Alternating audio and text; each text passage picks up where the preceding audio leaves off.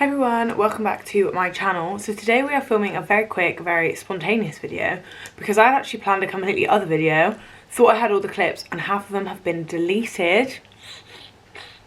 Kill me! But I won't tell you what it is because I am still going to finish it and I am still going to put that up.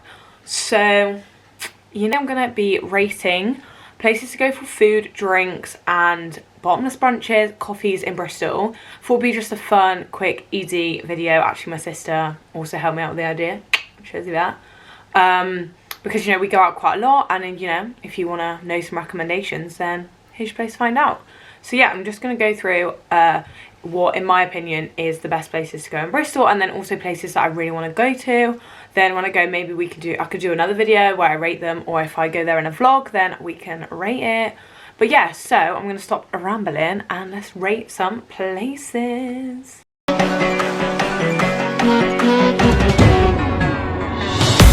it's going to be fun. I can feel it. I can feel it deep in the core. A nice coffee as well. My housemate went and got me it. Cheers, George. I know he probably watched this, so thanks, Jordan, for my coffee. Okay, so food. We'll start with food. Food is life. You know it. So number one on my list is a Bento Boss, and that is in Clifton. It is right by the train station and like the little mini Sainsbury's, and that is a sushi place. It is probably the only place I would get sushi from in Bristol. It is my favourite sushi place in the whole world. We are actually getting takeout tomorrow. I'm fucking buzzing for it. But no, it is amazing. They do like all kind of like homemade, well not homemade, but like, chef made sushi there. And they have like different selections. We normally get a bento box, and then we get like the tamaki rolls, which are the like giant ones. And we also, it comes with miso soup in the box. And then we also get like, they do crispy squid, or they do like edamame beans. They do everything. It is chef's kiss. So another place on my list for food is Catch 22, which is a fish and chip bar. They do gluten-free and they do obviously like normal, and they do loads of different range. That is at the bottom of Park Street and it's really good. 10 out of 10 would recommend. Maybe more for like a takeaway. I mean, it is cute to sit in as well actually. Like they have like at the back, it's kind of all like, like sea themed and stuff. It's kind of fun. Also got the Mint Room, which is at the top of Clifton. It's actually really close to my house. I went there one year for my birthday and it is an Indian. It's quite expensive, so be prepared to spend your dollar, but really good Indian food, amazing, high-end Indian food, I guess. But then, I mean, if you just want like a greasy takeaway Indian vibes, don't go there. But if you want like quite bougie Indian takeaway vibes, Mint Room. And it just looks really cool, like all the windows are all kind of like brown and like glazed out, and the decor is. But yeah, really good there. I've also got, in the kind of Asian Indian theme vibes, we've got Ko Thai, which is on the Triangle. I've been there a few times with my friends and with my ex-boyfriend, and it's actually really nice. I don't think many people have been there. It's kind of like on the Triangle round the other side, kind of opposite the coconut tree, and it's really nice. They do this amazing like duck à l'orange but like Thai, and it is really good. Then we've got Pho. Pho is a Vietnamese restaurant. You can tell I love Asian food. And the Pho is somewhere in the centre. I can't even remember where it is actually. But it is really nice. They do like those summer rolls where like the wrap is like really thin and like you can kind of like see through them. But oh my god, they're so good. Like a dipping sauce. And then like what Pho actually is kind of like a ramen. And it's like massive with noodles and loads of veg and like spice. It's really good. What else have we got on here? I've got the Cozy Club, which is kind of near where Pho is, like somewhere in the centre, kind of like near St Nick's Market, like around there. Cozy Club is also really nice, bit bougie. They do good drinks as well. That's really nice. I think we went there with my family one year, maybe for like Mother's Day or Father's Day, or just for like a family meal. I'm sure we did. That was really nice. And the decor is amazing, like really high ceiling, and like you kind of feel like you're in like another country because it's so fancy. Maybe like Paris vibes or like Italy, really nice. And then possibly one of my favourite restaurants in Bristol, which is Oppa. Yvette, I mean, Holly and Yvette want to go there soon because honestly it's so good. It's a Greek restaurant, but when you go in, it's like by Pop World, and you go in and everything is kind of blue and like everything literally looks like you're in Greece. Like you feel like you're in Mamma Mia, like everything is white, all the walls are white. It literally feels, and there's like a big screen with like scenes of Greece on, so you literally feel like you are on a Greek island, and the food is amazing, and they do really good Aperol spirits and cocktails. Honestly, I think they even have a club bit like down on, so you have like the food bit, and then you go down the stairs, and then there's like a club bit at the bottom with the bar. I haven't actually been there. The last time I went was just before lockdown, and then we've been again, but obviously it was like the time when you had to wear a mask. It was just before the other lockdown in October, so I've not been to the club bit yet, but I really want to. I think it'd be fun. A little Greek food at Aperol gets in the club. We actually heard about it from Maya Drama. She sent me a voice note like 2 Boxing Days ago about it, and I was like, we're going. Coconut Tree. So Coconut Tree, which I mentioned earlier, is opposite Koh Thai. They are amazing. They do, oh my god, where are they? Is it Sri Lankan food? I think it's Sri Lankan. And they kind of do like loads of little like nibbles, and you can get like a deal of like 10 different things. And we had this thing called like a hopper, which was like kind of like an egg pancake, and it was really nice. And then they do like these amazing curried chickpeas and like loads of like vegan, veggie, gluten-free vibes. Really good. Yeah, especially if you want to like try new kind of Asian food, but you don't want to go too adventurous. I feel that is a good one. The Ivy, obviously. Can you beat an Ivy? Always. Where me and Yvette went in my last video, which is called Closter House, that food was really nice, and so were the cocktails. I mean, I think the main wasn't as good as we thought it was going to be, because we were promised a crab burger, and it was basically just a crab roll. But the cheese balls that we had to start were incredible. Love me a cheesy ball. What else we got? Giggling Squid. We went to the one in Bath, not the one in Bristol, but Giggling Squid is amazing. It's Thai food, and they did like curries, and like honestly really, really good. Right, okay, yeah, so for more lunch vibes, Boston Tea Party, always a mood. There's kind of a few dotted around town, and they are really good for like brunch, breakfast, lunch, a mood. And then Falafel King. Cannot beat a Falafel King lunch. I used to smash a Falafel King lunch when I used to work by it at uni. Okay, so on to bevs. You know we love us a bev. So a Luna, which is right in the centre of town, it's kind of got like a conical flask as a logo, and I love it. They do really fun drinks in there. The best drink ever, oh my god, I had it the other day. It was like a bubblegum daiquiri or something bubblegummy, and it was amazing. It had sweets in. It was honestly divine. Then we've got the Colston Arms, which is not actually called the Colston Arms. I think it's called like Pubby McPubface, because they're changing the name. But that is my favourite pub, like old man pub ever. They do Aspel cider, which is sweet, and they do poutine, delicious. Yes, you can get it outside of Canada. I swear, every time in my lab, whenever I would be like, oh, I'm gonna go get poutine, this guy who like lived in Canada would always be like, you can get it outside of Canada. And I'm like, yes, in the Colston, across the bloody road. But anyway, that story for another day. Bambalan, really good drinks. Food is good as well, actually. Me and Yvette had a lovely kind of like tapasy vibe with Aperols. Really, really fun. The only thing is they don't do 2-for-1 cocktails, so it can be a bit more spenny. Lost and Found, which is where I went for my birthday surprise last year. You can see the vlog. Amazing. Love it in there. The food was really good. The cocktails are really good, really fun. Like one of them you even get Polaroid camera with. So cool. Polaroid camera, Polaroid photo. Jesus, Polaroid camera. That'll be like 100 quid. London Cocktail Club, which is just across the road. These are on the Triangle.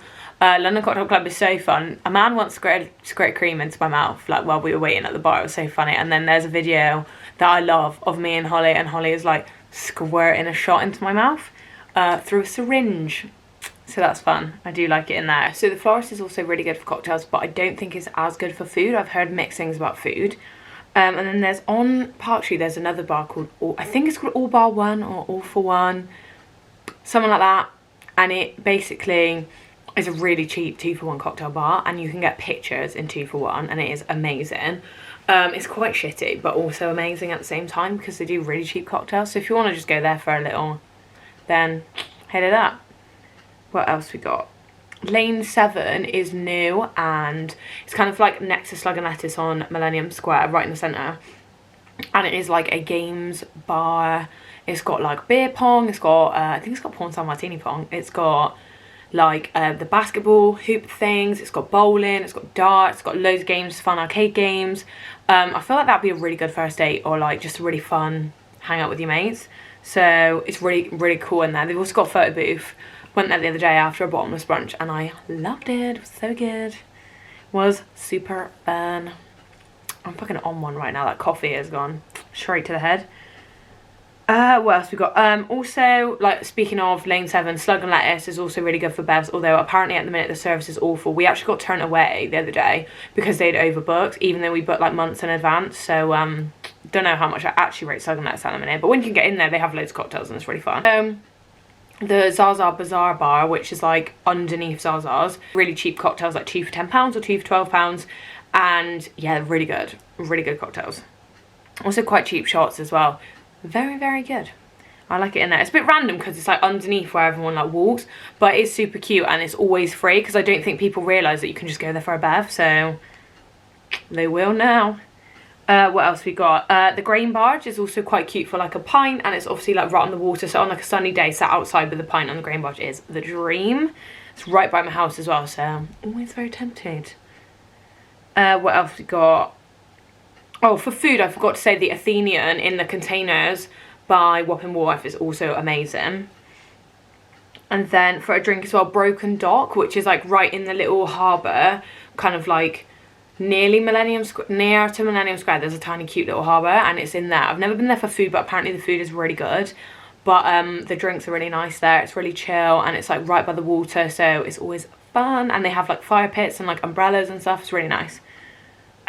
Greenhouse, obviously. I really want to go to Greenhouse because they're now doing bottomless brunches and they're doing like towers of booze with like little taps.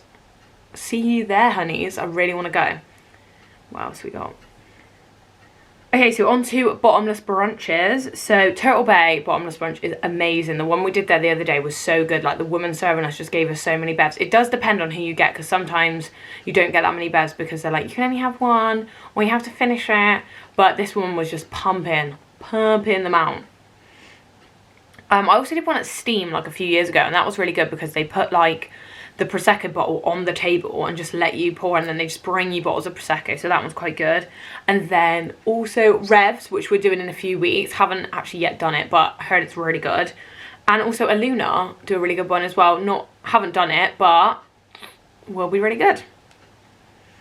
And then for coffee places, I have put down 404, I think it's called 404, which is right at the bottom of St Michael's Hill. It's kind of near my work. I used to go there every day for a coffee.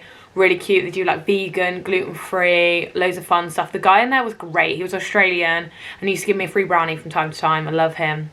I can't remember his name. Tom? Maybe Tom? Whoever. Love you long time. Also by Broken Dock in that little harbour, there's a place called Spoke and Springer, and it's also up on White Ladies. They do really good coffee, brunches, lunches as well. They're super, super cute.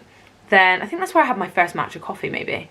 And then I also put down Coco's, which is where I get my mango coffee because it's like a bubble tea place, but I fucking love it. It's so nice. And Joe's Tea, which is kind of similar. It's also a bubble place like on the Triangle. But like, I love like bubble tea, but I also really like the coffees that they do because they're kind of fun with like mango chunks in.